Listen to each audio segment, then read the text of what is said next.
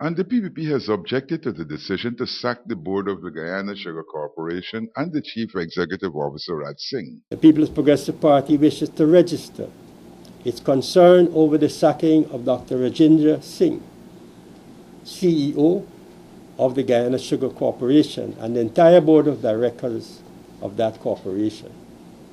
The PPP considers this action by the APNU-AFC de facto regime as yet another case of political victimization against those perceived to be sympathetic to the previous PPPC administration.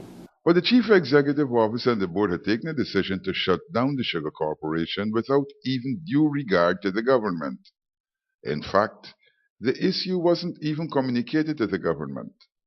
The chief executive officer and the board behaved as though they owned the sugar corporation, a fact ignored by Mr. Rohee. The indecent haste with which the firing of Dr. Singh and members of the Guysuco board took place is particularly worrying and speaks of an ominous intention on the part of the Granger-led APNU-AFC de facto regime to dismiss and humiliate all those hard-working professionals who they consider close to the previous administration. He refuted the accusation of non-performance by the board and the chief executive officer. Dr. Singh never said that he was not performing.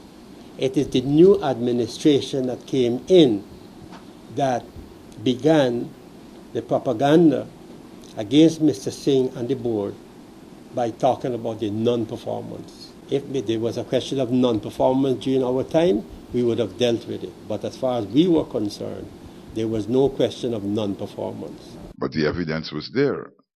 Each year, sugar production declined and the corporation kept insisting on money from the public treasury. The government itself kept changing officials. It even appointed a new board of directors under the pretext that it was fashioning a 5-year recovery program. Well, there is to be an audit of the operations of the Guyana Sugar Corporation. Adam Harris, Prime News.